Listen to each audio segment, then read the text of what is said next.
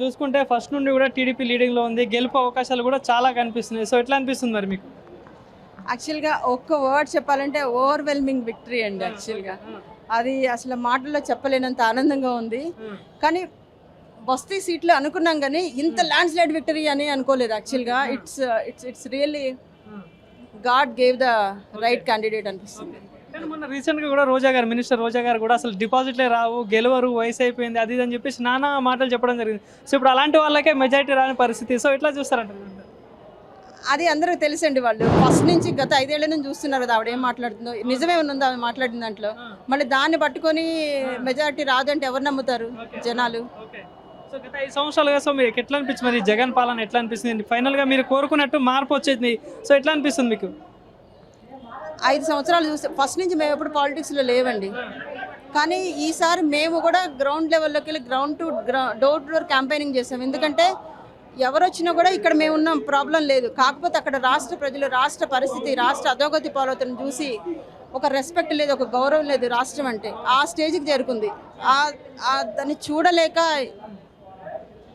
బాబు గారు జైలుకి వెళ్ళిన దగ్గర నుంచి కూడా మేము బయట ఉండి తిరిగి చేసి సో ఎక్స్పెక్టెడ్ ద విక్టరీ. కానీ it's a land slide victory. So me opinion ఏంటండి? మీకు ఎట్లా అనిపిస్తుంది? సీఎం బాబు అంతేనండి. అంతే అంతే. సో అంటే గత 5 సంవత్సరాలుగా చాలా ఇబ్బందులు పడ్డారు. అంటే అభివృద్ధి లేదని చెప్పేసి మార్పు కావాలని కోరుకున్నారు. సో ఫైనల్గా మార్పు వచ్చింది. సో మరి ఏదైతే టీడీపీ గవర్నమెంట్లో కూడా మంచిగా అయితే నమ్మకం ఉందా? మరి అందుకే కదండి ప్రజలందరూ ఇంత భారీ మెజారిటీ తోటి బాబు గారిని గెలిపించుకున్నారు. హైదరాబాద్ని చూస్తే అర్థం కావట్లేదా బాబు గారు ఎలాగా రెడీ చేశారో? అమరావతిని మళ్ళీ ఆ విధంగానే తీర్చిదిద్దుతారని మేము చాలా ఆశిస్తున్నామండి. అంటే 3 రాజధానుల మీద కూడా గత ప్రభుత్వం 3 రాజధానులు అని చెప్పింది. సో ఇట్లా మీ ఒపీనియన్ ఏంటి? ప్రజలకు తెలుసండి ఎన్ని రాజధానులు కావాలనేది. ఈరోజు విజయం అనేది అంతే అంతే. 3 రాజధానులు కాదు 30 రాజధానులు పెట్టుకున్నా గెలవలేదుగా. జై బాబా. ఎట్లా అసలు వర్డ్స్ చెప్పలేకపోతున్నాం. పొద్దున్న నుంచి ఆనందంలో తబ్బిబ్బైపోతున్నాం. ప్లస్ ఏంటంటే అసలు యాక్చువల్గా జగన్ తన గోల్ తనే చేసుకున్నాడు. ఎప్పుడైతే బాబుని టచ్ చేశాడో, జైల్లో పెట్టాడో, అప్పుడు ఆయన పత్రం అక్కడి నుంచి స్టార్ట్ అయింది. మేమందరం ఏకమయ్యాము. ఎక్కడెక్కడ వాళ్ళని అందరినీ కలిపి బాబు తన విక్టరీ తెచ్చుకున్నాడు మళ్ళీ. అదే టైంలో ఆ ఇంట్లో ఆడవాళ్ళని కూడా కొంచెం అవమానించడం, అంటే లైక్ చాలా విధాలుగా ఇబ్బంది పెట్టడం జరిగింది. సో ఏం చెప్తున్నారు ఫైనల్గా? ఇప్పుడు మీరు కోరుకున్నట్టు బాబు గెలవడం జరిగింది. జగన్ బాయ్ బాయ్, మీరు అనుకున్నట్టు వైసీపీ బాయ్ బాయ్ అన్నట్టు జరిగింది. సో ఏం చెప్తారు? ఎప్పుడైతే ఆడవాళ్ళని అసెంబ్లీలో అంత నీచంగా అవమానించారో, భువనమ్మ బయటకు వచ్చిందో, ఆవిడతో పాటు అందరూ ప్రతి ఇంట్లో ఆడపిల్లలు బయటకు వచ్చారు. మాకు జరిగిన అన్యాయంగా అందరం బయటకు వచ్చాం. అందరం వచ్చాం. ఎక్కడెక్కడ ఆడవాళ్ళందరం ఏకమయ్యాము. ఎక్కడ ప్రొటెస్ట్ చూసిన ఆడవాళ్లే ముందున్నారు. బాబు గారిని అరెస్ట్ చేసిన దగ్గర నుంచి వాళ్ళదే ఫస్ట్ మెయిన్ రోల్గా చేసేసరికి ఈ టార్గెట్ విక్టరీ అన్నది అందరికీ ఇది. Yeah, very full happy. జై బాబు, జై సీఎం. మేడం చెప్పండి మేడం, మీకు ఎట్లా అనిపిస్తుంది గెలుపుని? ఎట్లా ఏం చెప్పాలి? ఒపీనియన్ పట్టలేని ఆనందం అండి. అసలు ఆనందం ఎక్స్ప్రెస్ చేయలేకుండా ఉన్నాం. మీకు కనిపిస్తానే ఉంది కదా, మీరు చూస్తా ఉన్నారు కదా. అది మేము ఇక్కడ హైదరాబాదేనండి. హైదరాబాద్ భారీ మెజారిటీతో గెలవడం జరిగింది. అటు పవన్ కళ్యాణ్ గారు కూడా గెలవడం జరిగింది. సో ఎట్లా చూస్తారు?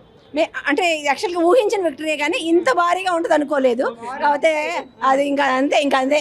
బాబుని టచ్ చేశారు. టచ్ చేసినందుకు ఫలితం అనిపిస్తున్నారు. జగన్ గతంలో 175 అని చెప్పిండు, కానీ ఇక్కడ 20 సీట్లు కూడా దాటని పరిస్థితి. సో ఏం చెప్తారు?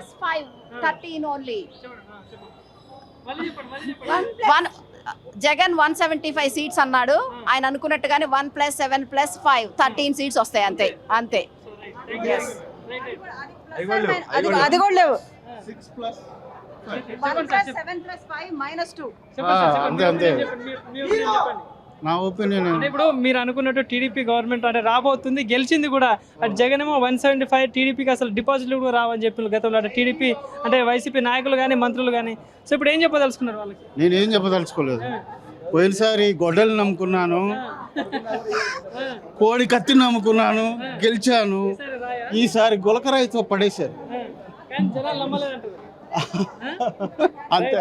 Thank you sir, thank you. Roja garu కూడా మొన్న చెప్పడం జరిగింది, బాబు ముసలాయన ఏజ్ అయిపోయింది గెలవడిగా అని చెప్పేసి రోజా గారు కూడా మొన్న చెప్పడం జరిగింది. సో ఏం చెప్తారు?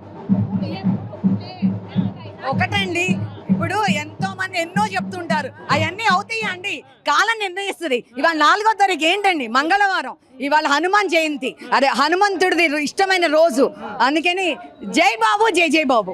ఇక్కడ పవన్ కళ్యాణ్ గురించి ఏం చెప్తారు అంటే 21 స్థానాల్లో పోటీ చేసిన 21 ముందంజలో ఉన్నారు. సో ఏం చెప్పదలుచుకున్నారు? పవన్ కళ్యాణ్ గారు చాలా కష్టపడ్డారండి. ఆయన కష్టం అంతా ఇప్పుడు జనం అందరం చూస్తున్నాం మనం.